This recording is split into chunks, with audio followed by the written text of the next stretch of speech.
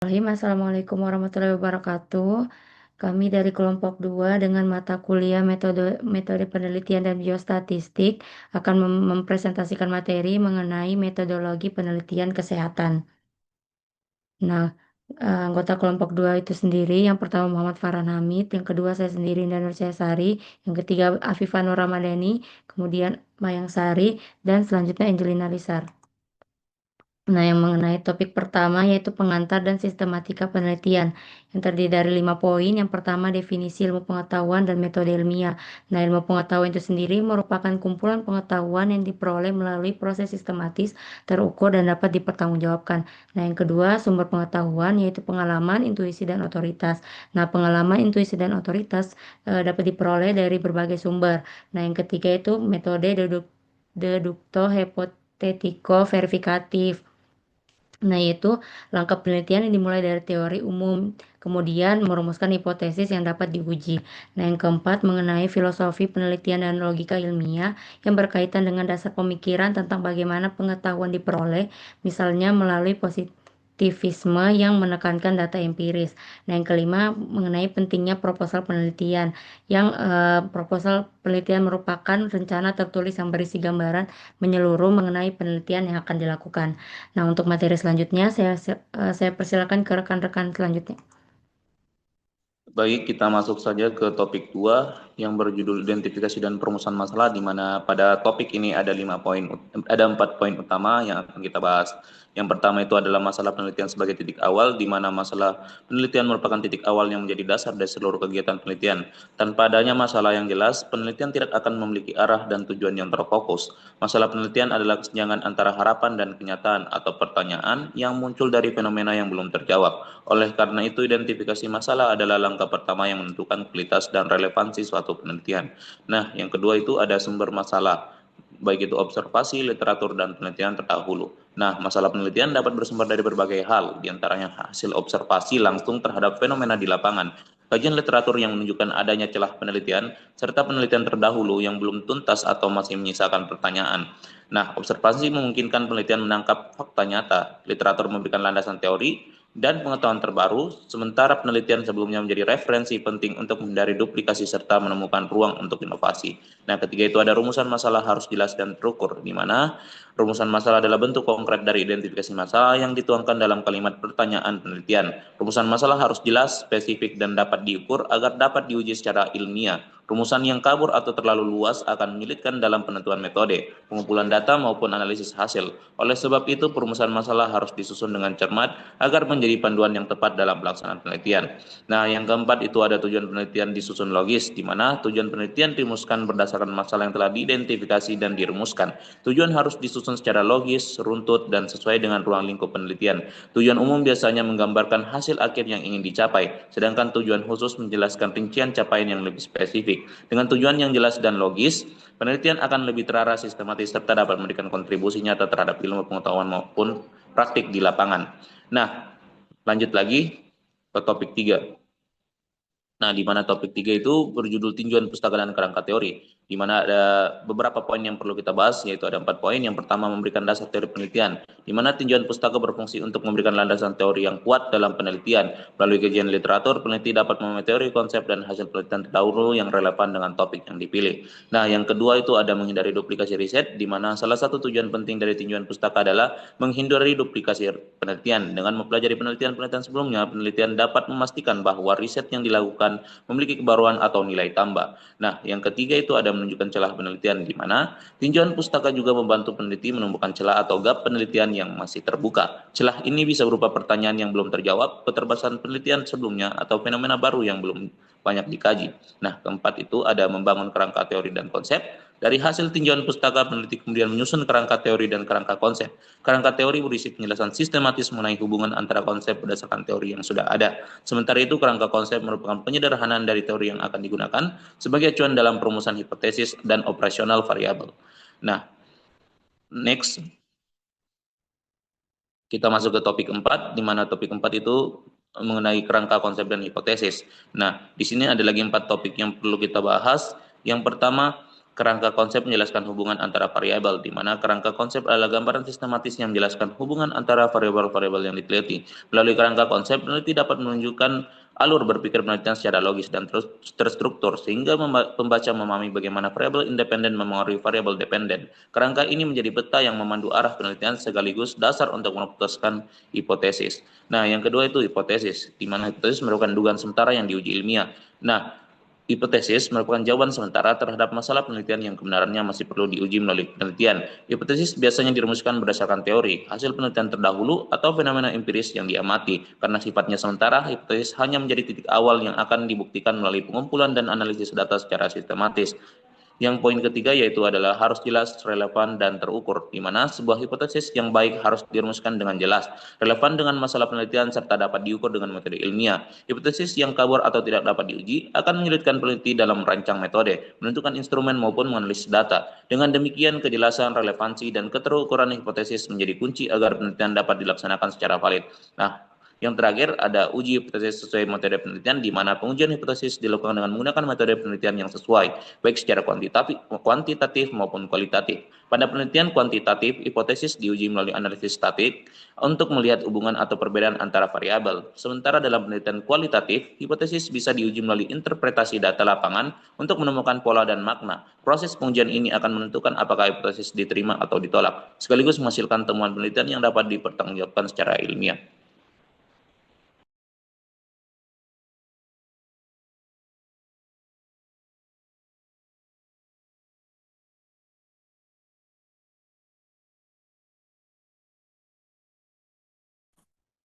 Baik, selanjutnya topik kelima itu ada desain penelitian, di mana poin pertamanya ada rencana keseluruhan riset.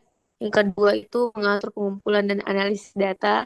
Yang ketiga mengatur pengumpulan dan analisis data. Baik, untuk poin pertamanya itu desain penelitian merupakan rencana menyeluruh yang mengatur jalannya penelitian dari awal hingga akhir, yang dimana desain ini diibaratkan dengan peta atau blueprint yang memandu peneliti dalam melaksanakan setiap langkah secara sistematis. Untuk poin keduanya itu jenis deskriptif, analitik, eksperimen, dan kualitatif, yang dimana jenis desain penelitian beragam, diantaranya ada deskriptif, analitik, eksperimen, dan kualitatif. Desain deskriptif ini tujuan untuk menggambarkan fenomena secara apa adanya, sedangkan desain analitik digunakan untuk menganalisis hubungan antar variabel. Untuk desain eksperimen dipakai untuk menguji pengaruh suatu perlakuan dengan kontrol yang ketat.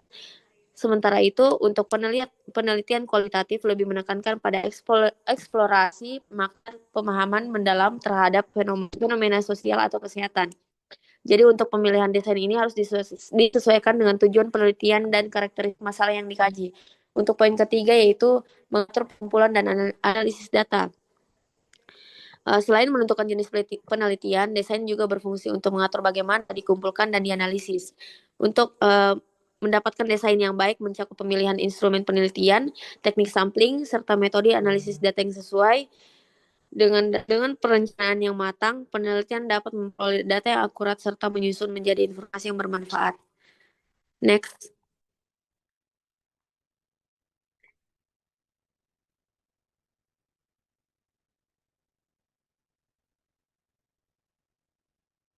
Baik, topik keenam itu ada variabel penelitian, di mana poin pertamanya itu menjelaskan tentang variabel sebagai objek yang diukur.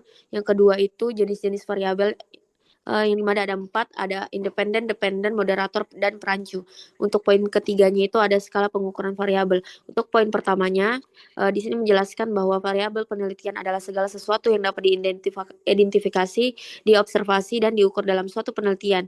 Untuk variabel ini berfungsi sebagai objek kajian utama yang digunakan untuk menjawab pertanyaan penelitian.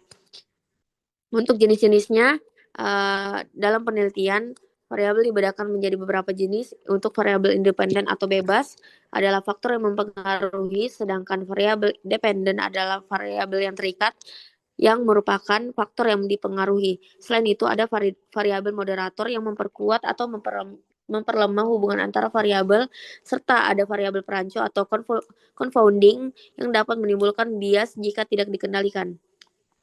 Untuk poin ketiga ada skala pengukuran variabel yang dimana variabel itu dapat diukur menggunakan skala tertentu yaitu nominal, ordinal, interval, ataupun rasio. Skala nominal hanya mengelompokkan data tanpa urutan, misalnya jenis kelamin, sedangkan skala ordinal menyusun data berdasarkan tingkatan, misalnya tingkat pendidikan. Dan untuk skala interval itu menunjukkan jarak yang sama antar nilai tetapi non mutlak atau misalnya suhu. Sedangkan skala rasio memiliki nilai mutlak dan memungkinkan perhitungan perbandingan misalnya berat badan. Untuk pemilihan skala ini, skala pengukuran ini sangat menentukan metode analisis statistik yang akan digunakan. Next.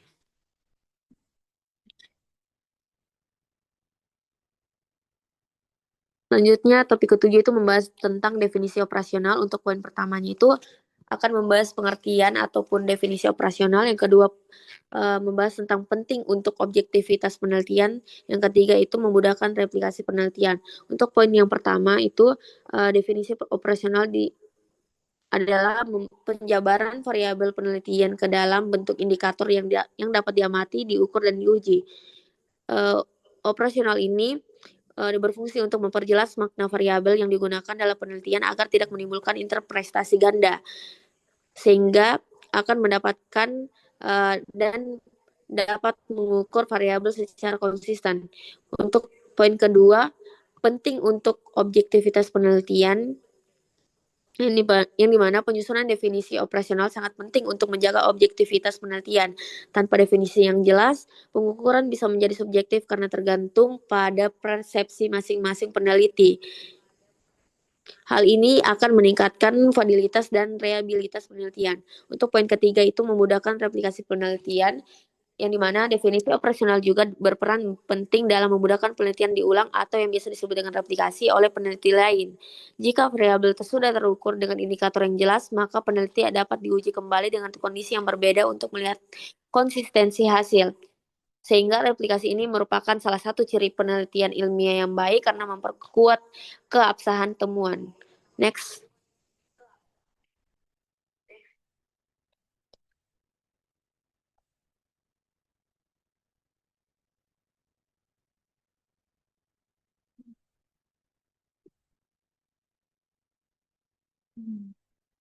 Selanjutnya topik 8. Yang dimana topik 8 ini membahas validitas dan reliabilitas. Untuk poin pertama itu akan membahas validitas instrumen penelitian. Yang kedua itu reliabilitas instrumen penelitian. Yang ketiga pentingnya validitas dan reliabilitas. Untuk poin pertama itu validitas instrumen penelitian, di mana validitas itu menunjukkan sejauh mana suatu instrumen mampu mengukur apa yang seharusnya diukur. Yang dimana instrumen penelitian ini yang valid memastikan bahwa data yang diperoleh benar-benar memiliki variabel yang diteliti. Untuk validitas ini ada beberapa jenis. Yang pertama ada validitas isi atau content validity. Yang kedua ada validitas konstruk atau construct validity. Dan yang terakhir itu ada validitas kriteria atau kriterion validity. Yang kedua itu ada reliabilitas instrumen penelitian, yang dimana dari reliabilitas memiliki pengertian yaitu adalah konsistensi hasil yang diperoleh ketika pengukuran dilakukan berulang kali dalam kondisi yang sama. Instrumen yang reliable akan menghasilkan data yang stabil dan tidak berubah-ubah secara signifikan meskipun digunakan pada waktu yang berbeda. Yang ketiga itu ada pentingnya validitas dan reliabilitas. Validitas dan reliabilitas merupakan dua aspek yang penting yang saling melengkapi dalam penelitian. Instrumen yang valid tetapi tidak reliable tidak akan menghasilkan data yang konsisten, sedangkan instrumen yang reliable tetapi valid hanya menghasilkan data yang konsisten namun salah sasaran. Oleh karena itu, dari kedua aspek ini harus diperhatikan agar penelitian menghasilkan temuan yang sahih, dapat dipertanggungjawabkan dan bermanfaat. Diserahkan kepada pemateri selanjutnya. Baik, selanjutnya itu topik 9.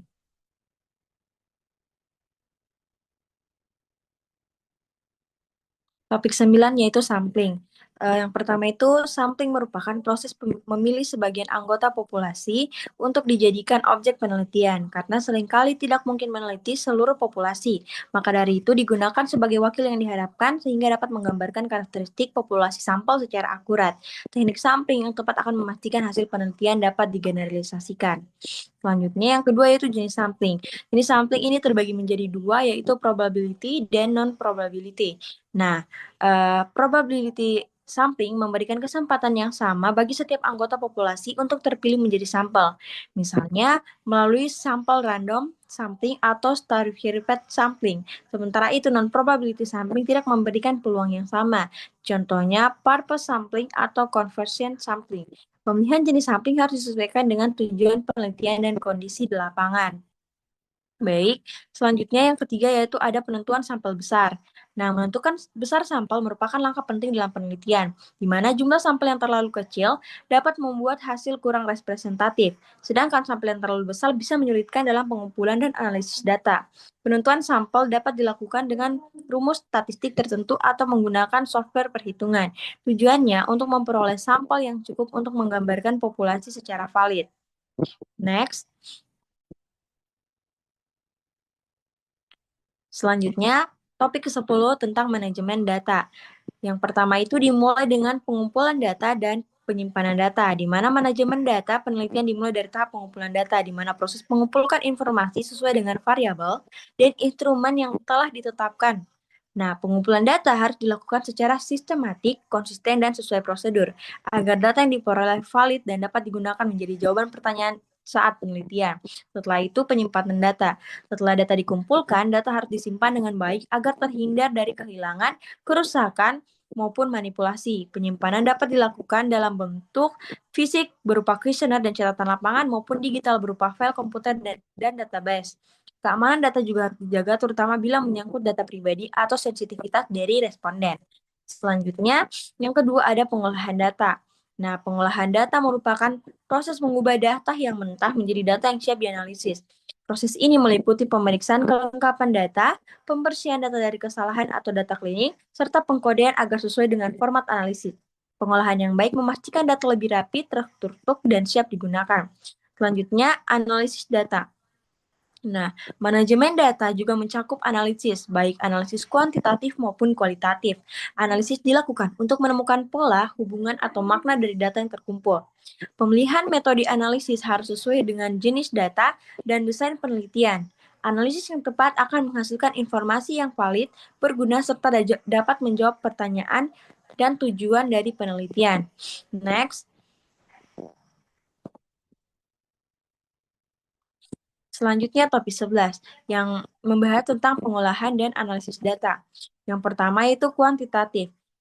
Analisis kuantitatif digunakan ketika data penelitian berbentuk angka atau dapat diukur secara numerik. Nah, analisis ini meliputi statistik deskriptif seperti rata-rata, median, modus, ataupun distribusi frekuensi. Hingga dapat juga berupa penyajian dalam bentuk tabel dan grafik.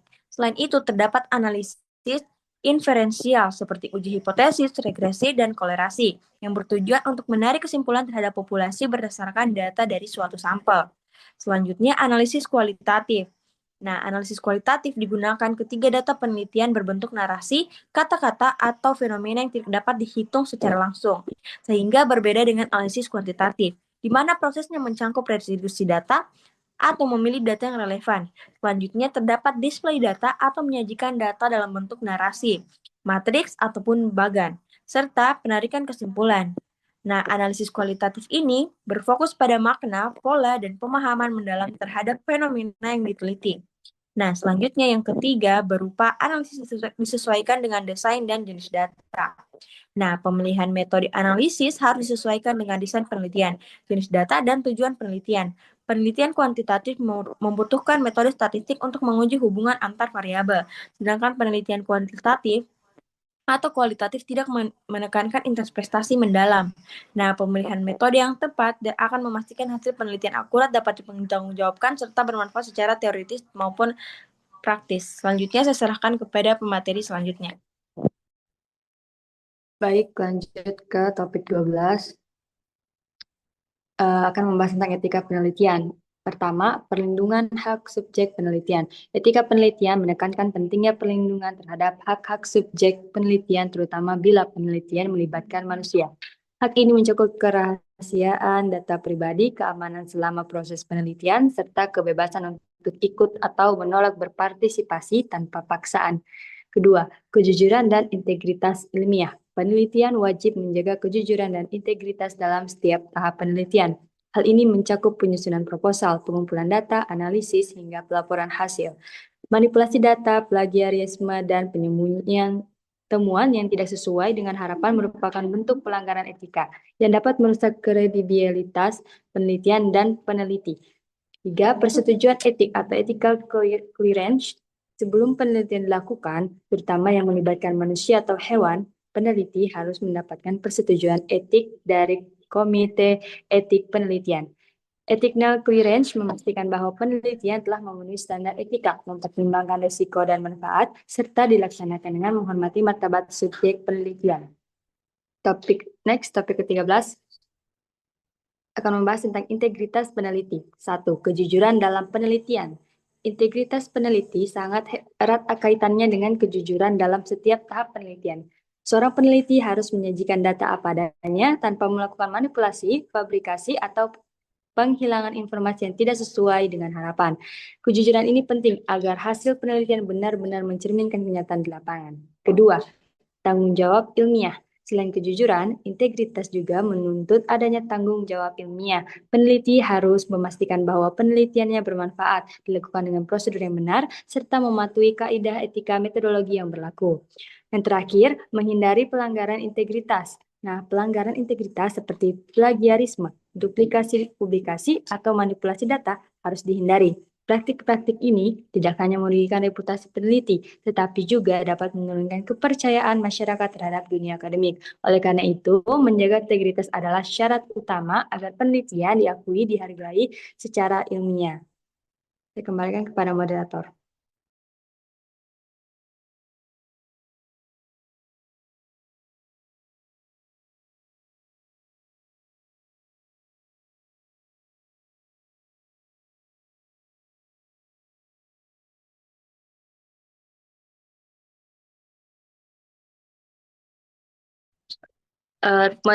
Topik yang terakhir, 14, akan bahas tentang academic writing. 1. Kemampuan menulis karya ilmiah atau keterampilan menulis karya ilmiah secara sistemis, jelas, dan sesuai kaidah akademik. Nah, penulisan ini menuntut peneliti untuk menyampaikan gagasan secara runtut berbasis dasar serta menggunakan bahasa formal yang tepat. Kedua, parafrase dan sitasi. Dalam academic writing, kemampuan melakukan parafrase dan sitasi sangat penting. Paraphrase memungkinkan peneliti menyampaikan ulang gagasan orang lain dengan bahasa sendiri tanpa mengurangi maknanya. Sedangkan sitasi berfungsi memberikan penghargaan kepada sumber yang digunakan. 3. Penyusunan argumen yang kuat. Nah, tulisan ilmiah harus berisi argumen yang logis, kritis, dan didukung oleh bukti empiris. Argumen yang baik bukan sekedar opini, melainkan hasil analisis mendalam dari teori, literatur, dan temuan penelitian. Dengan argumen yang kuat, karya tulis ilmiah akan lebih meyakinkan dan bermanfaat bagi pengembangan ilmu pengetahuan. Oke, sekian dari saya.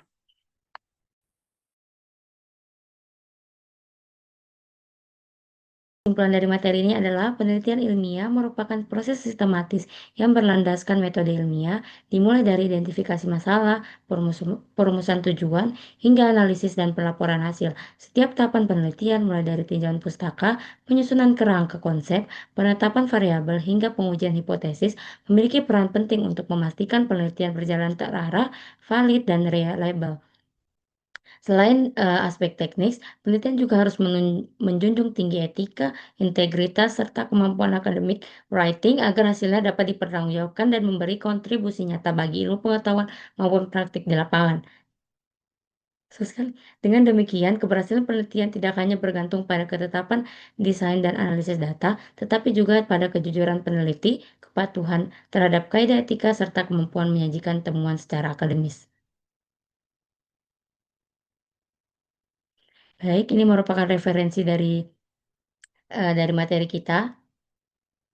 Sekian dari kami. Apabila ada salah kata, kami mohon maaf. Saya tutup dengan ucapan wabillahi taufiq walhidayah. Wassalamualaikum warahmatullahi wabarakatuh.